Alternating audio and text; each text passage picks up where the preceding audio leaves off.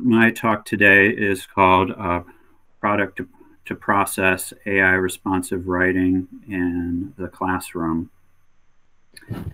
And in my work as a teacher and as a builder of AI literacy programs, I find it always valuable to disclose when I use AI in my preparations. And I'm using a tool called Gamma here to create my slides.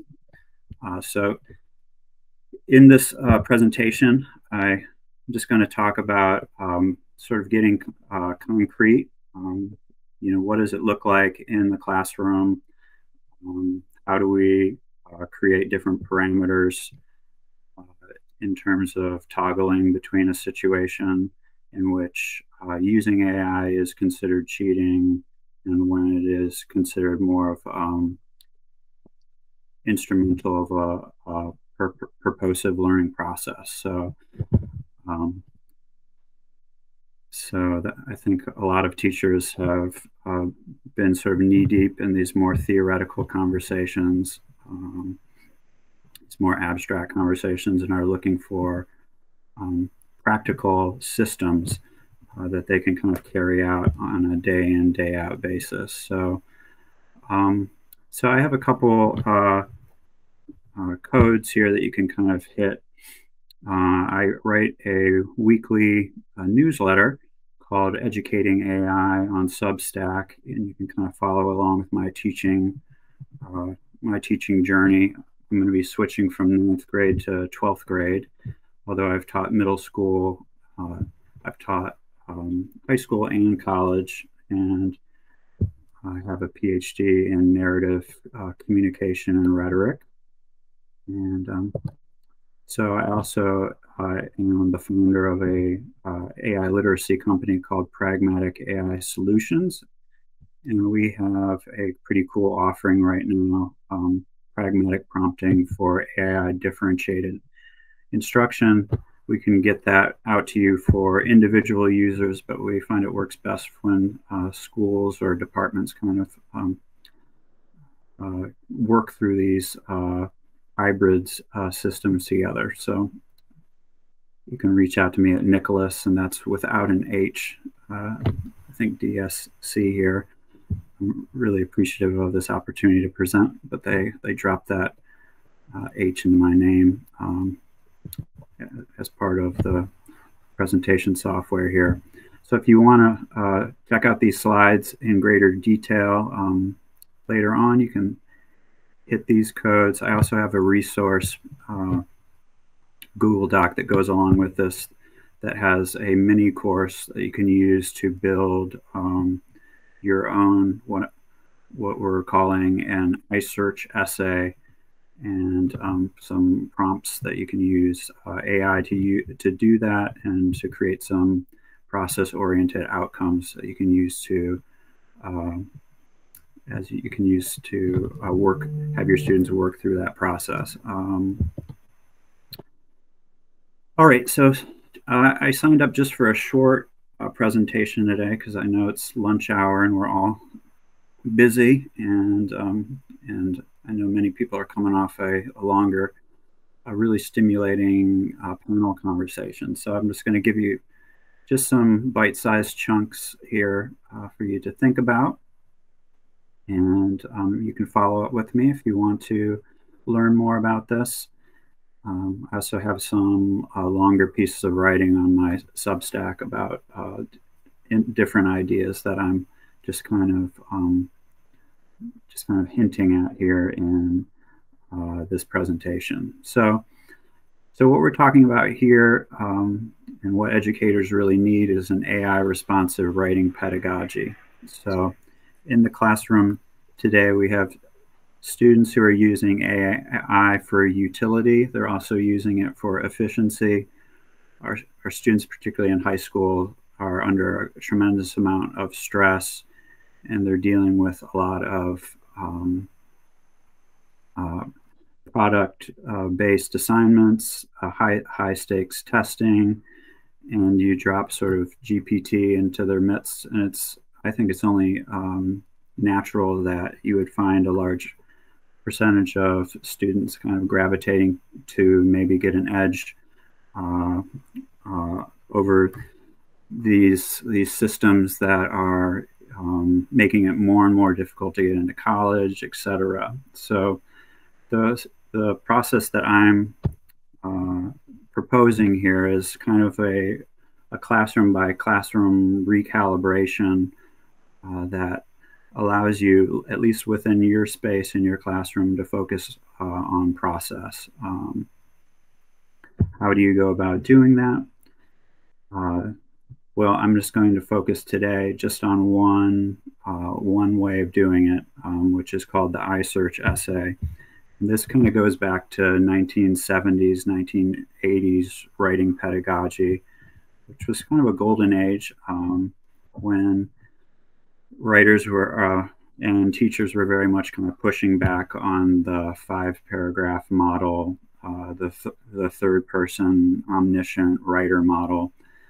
And they were kind of shifting away from genre, and they were focusing on voice. So, and this is, we're at a great time to do that, because, you know, these advanced models really have genre covered.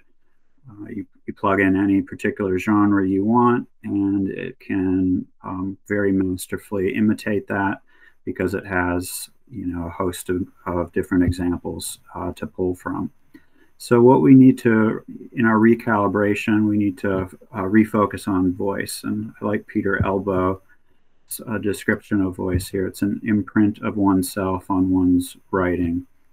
I mean, one can get incredibly meta here and, you know, say that you can teach the AI to imitate your voice. And I mean, there's some research and some experiments that are showing that you can get so far with that. But in my own classroom work, you know, and just in my own experience as a teacher, you know, I think there's an identifiable voice that comes from each student, each child. And it's really our work as a teacher now, particularly in K through 12, to kind of find that voice and help our students continue to cultivate and develop that voice. How do we go about doing that?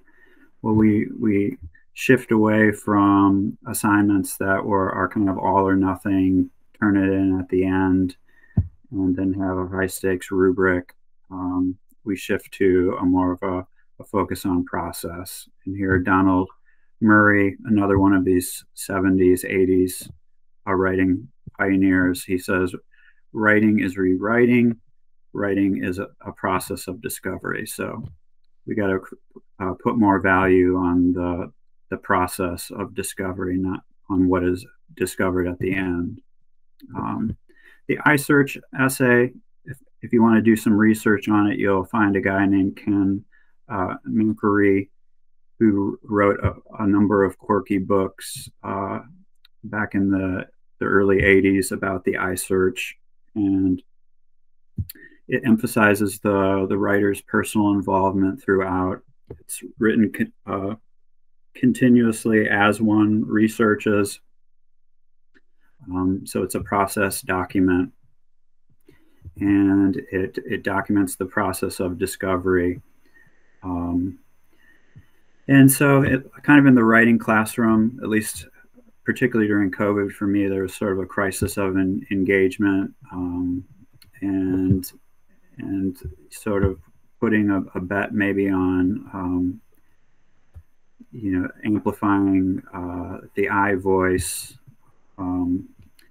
You know, we're hoping that we can maybe turn the tables a little bit, and instead of kind of squishing personality out of the writing, we can bring a little bit of that energy back in, particularly focusing on things that students are interested in exploring, maybe triangulating around that issue of student engagement. So if you want to look at an outline of the iSearch, and if you go to the resource documents, there are a couple of high school examples in there, and there's also a couple of college examples. So this works across levels and can be kind of toggled up and down in terms of greater complexity.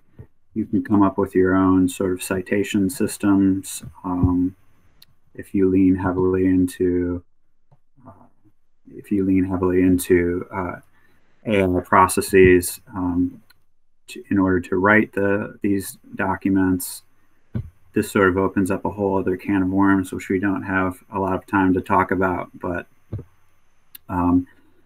if you are sort of allowing your students to use AI to work through this process, then one move that you can make possibly is to create outcomes that assess the process, including AI use. I'm not the first guy who's come up with this idea, but I have a good friend, Mike Kentz, who has a system called Assess the Chats. And so where you kind of get into sort of the metacognition, where it's sort of like a step over, there's the AI who's producing the text, but then what becomes then the accessible material is how the student is interacting with the AI systems.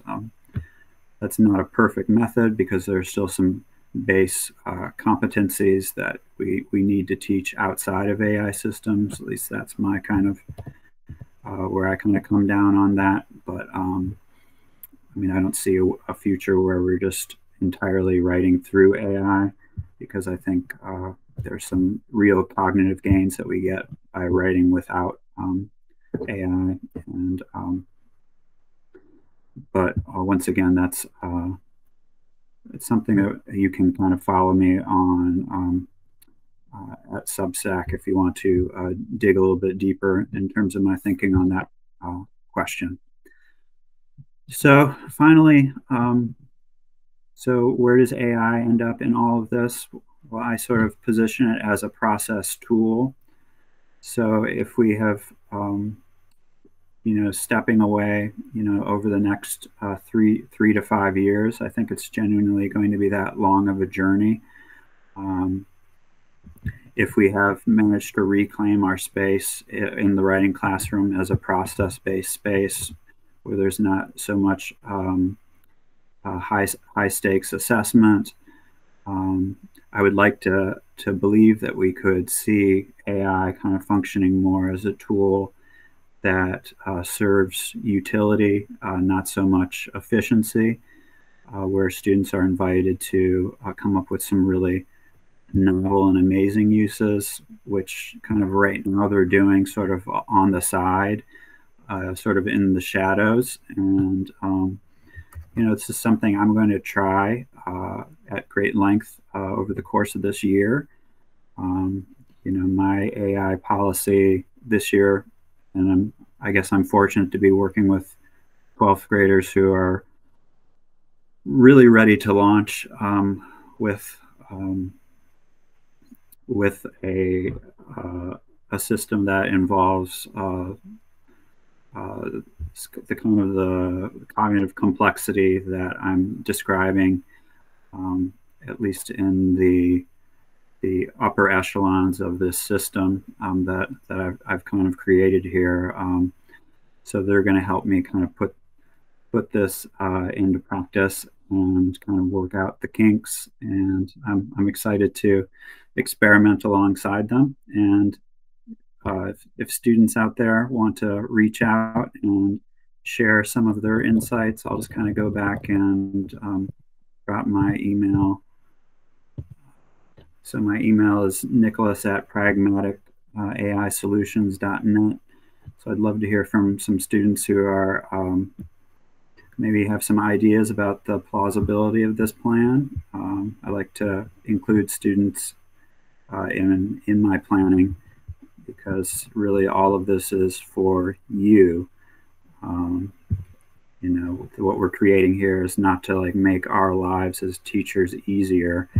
It's to really help you launch and have the skills that you need to change the world. So, all right, I'll kind of end there. Let me just get to my end of the So here are the links, once again, slide links. Here are the resource links. So you can grab some prompts there. You can generate your own iSearch essay. You can generate your own process-oriented outcomes. So go to town. This is it's all we're kind of creating this from scratch, but as you can see, we have also a lot of great tools from the past that we can repurpose. So once again, I'm Nick Potkalitsky. I'm the Pragmatic AI educator, and I'm here to help teachers kind of launch into this this crazy new space we all kind of woke up to. And what was it? It was November of 2022 when our whole world changed. Thanks.